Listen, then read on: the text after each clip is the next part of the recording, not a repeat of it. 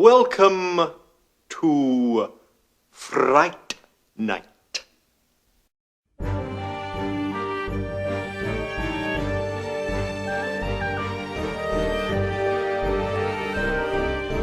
What do we get from the light of the sun? A nasty burn, now isn't that fun? Swim in the ocean, run on the beach, drown in the surf and blood like a leech. We have no time for merrymaking.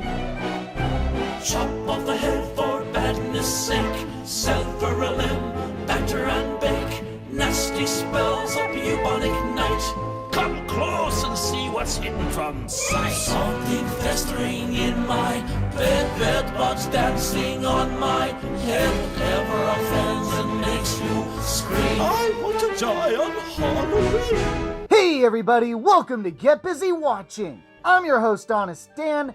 Let's talk movies. Welcome back to my Halloween special, Week 3. Let's not waste any more time and just get into it. I want to die on Halloween. Halloween, Halloween, I want to die on Halloween.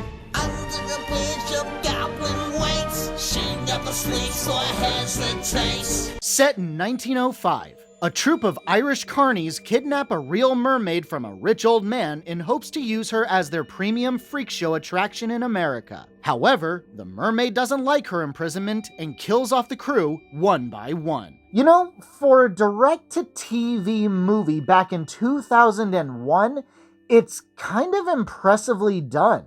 I mean, it's still lame, of course, but I've seen worse from movies with a professional budget. The slow pacing is really what kills this. It's sadly trying to hammer in character building, lore, and even a psychological element that neither works nor is interesting enough to compensate for the runtime, which is already modest. But I can't deny that once the late and great Stan Winston is involved with creature effects, they are damn good. The mermaid's tail to her monstrous form in the final act, it has that Stan Winston charm and magic. And this cast of children, Carla Gugino and Rhea Kilstead? Some babies here! Rhea far and away steals the show, perfectly balancing mysterious, sexy, and pretty fucking scary. I swear I don't have the biggest crush on her. And also, that's different. Usually when mermaids are depicted as monsters, they seduce men. But this one seduces Carla the whole time. Yes! Hell yeah! Hey, come on, baby! Come on! Yes! Come on!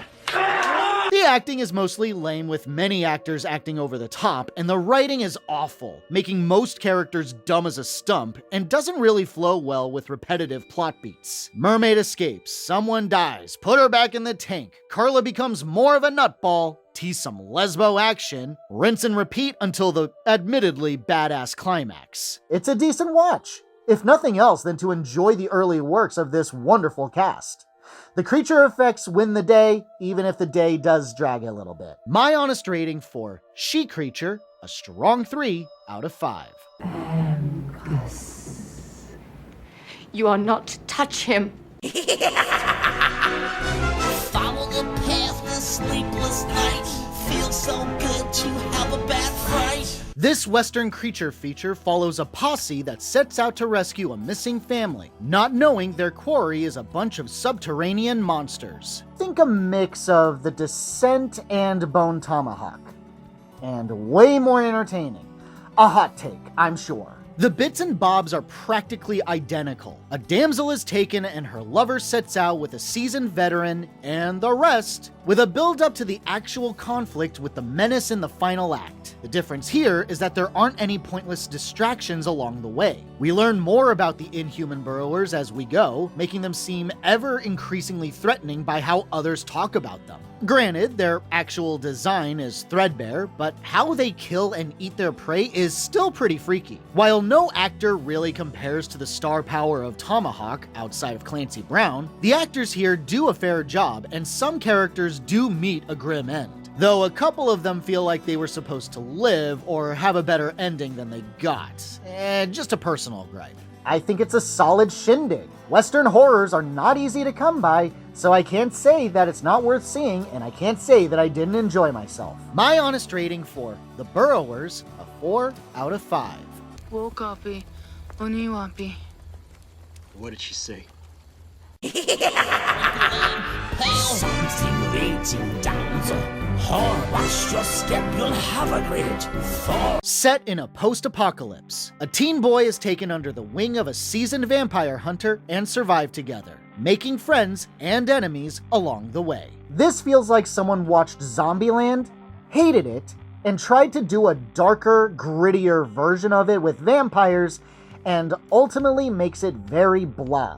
The Zombieland hallmarks are there. The younger dude narrates the entire time, though is far less interesting here, and the narrations are almost entirely unnecessary. It's like the writers had no faith in the visuals doing the world building or the actors to tell their characters' stories. Seriously, all of it is done through voiceover. As a result, I never truly latched on to any character, especially the ones that the movie really wanted me to emotionally invest in. I also kind of hate this take on vampires, the ones that are mindlessly running around killing people. That's zombies, bro. Their self-awareness and pompous personalities are what separates them from the flesh eaters. There are some decent action scenes, especially when the main protagonist Martin's family is killed off, and I can respect that this isn't afraid to kill off certain characters. But when you introduce a hopeful setting that looks like the kind of place that civilization can build from, and then destroy it in a bleak-ass way mere minutes later, it feels like depressiveness for the sake of it. I can't say that it's the worst I've ever seen,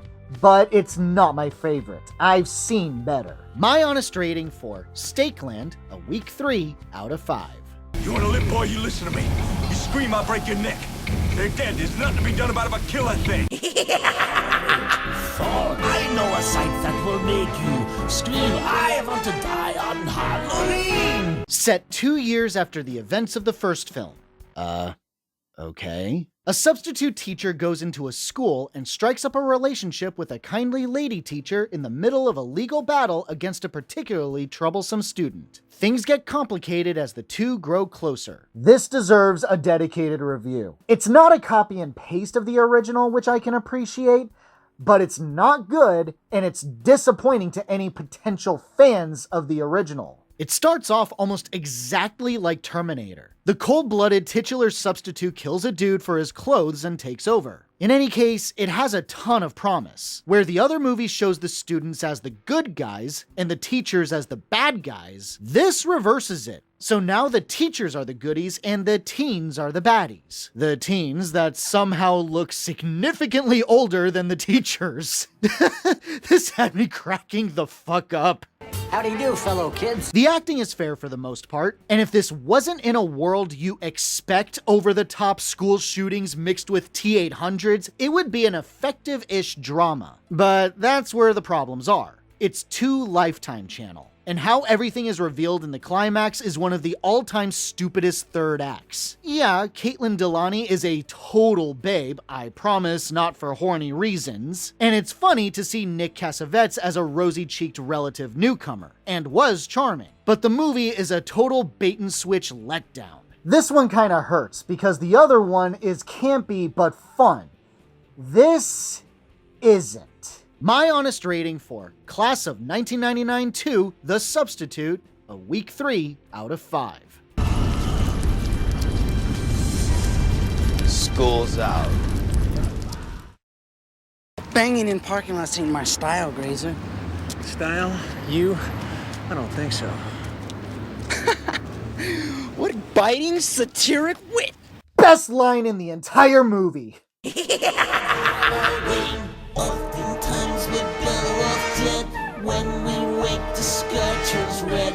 An evil djinn is released from his confinement and goes on a rampage of gruesome death by warped wishes. Only this blonde lady has the power to stop him. Well, I won't call it good, but boy howdy do I miss practical effects in horror. This is a charmingly violent good time. The makeup artists and set designers deserved awards. Cheap by today's standards, but nevertheless engaging. The opening scene of people getting killed is some of the most hokey, cheesy violence I've seen in a long time, and I had oodles of fun watching skeletons climb out of bodies and dudes turning into snakes. Yeah, Yeah, sure, the acting is pretty 90s B-movie, even with heavyweights like Robert Englund and Ted Raimi, but the ham-fisted Andrew Divoff as the Djinn is a million flavors of amazing and really brings the perfect balance of intimidating and hilarity to the flick. I'm just gonna say it. I think this is an underrated 90s classic in horror. It has so much personality, and I wholly enjoyed watching it,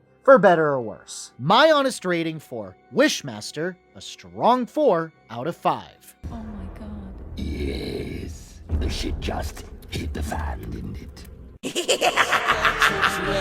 There is no way to leave this room. Put on a hat and strap on a broom. Psychics travel to the inn where their collie committed suicide and are each killed off by animated homicidal puppets that have survived since the 30s. It ain't anything to write home about, but if I had to pick what my favorite killer doll concept would be, I gotta say, I enjoyed this way more than Child's Play. This is mostly because this movie has a sense of humor and doesn't take itself too seriously. While not really a comedy, you will never convince me that this wasn't going for laughs when a tied-up horny dude is being kissed by a doll and somehow believes it's a human woman. And I admire how the dolls were brought to life. Through obvious puppetry, one's animatronic, and a couple are stop motion, which look just as good as anything made today. Does the plot make a whole lot of sense? No. It gets really distracted with the obvious favorite character being the horny psychic who literally just feels where people have had sex in this inn. Literally everyone has the hots for someone in this story. It makes an attempt at a twist, but even if you didn't see it coming, which I doubt anyone would be surprised by, the main villain behind all this is a hokey-ass cackling bad guy that brought a smile to my face. It's not especially well directed or written, or even well acted sometimes, but there's plenty of charm to entertain. It's a higher tier B movie, that's for sure.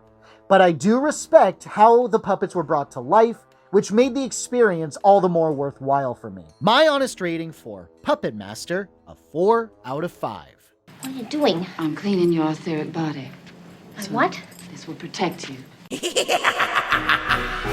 Halloween, Halloween, Halloween, Halloween. Bats will fly on Halloween. Set in a world of evil scientists battling their mad creations in a free-for-all arena for fame and glory. Igor is one of many Igors and dreams of being his own mad scientist. He gets his wish, but things get complicated when his creation wants to be an actress, not a fighter. I think it loses what makes it special in the final act, but for the ride that it gives, it is uniquely mean-spirited and cute. To lightly spoil things, the ending has the characters realizing they don't have to be evil in order to thrive. You can smell the conservative parents saying that they shouldn't be evil all the way through the story. How lame.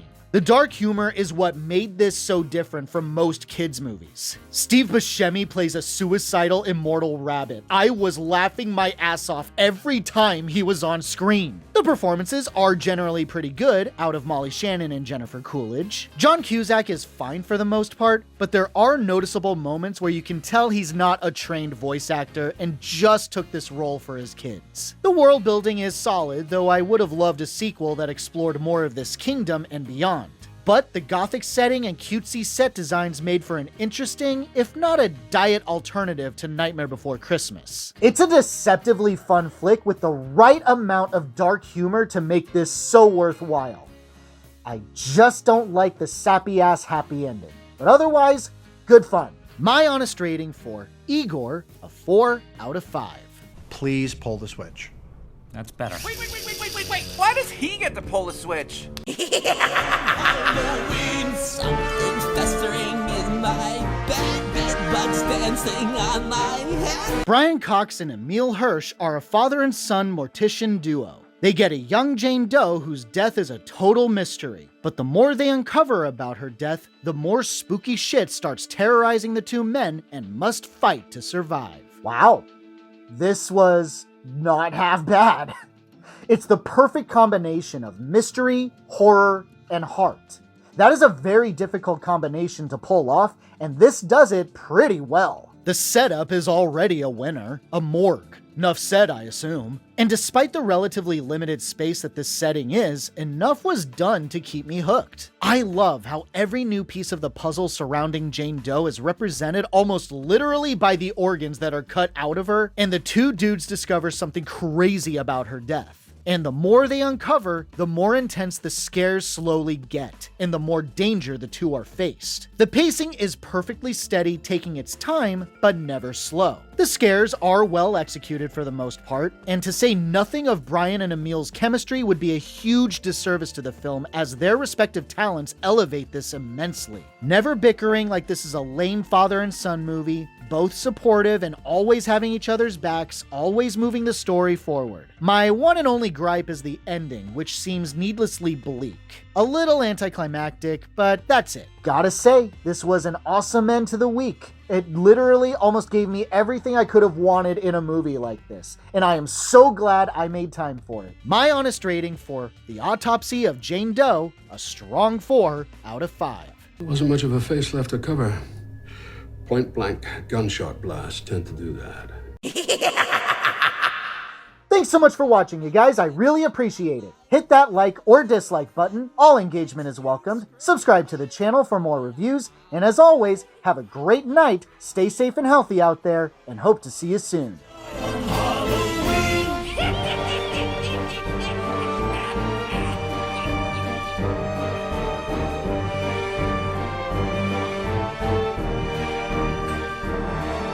Something rancid in the bowl, and we'll take your restless soul. Something breathing in the hole.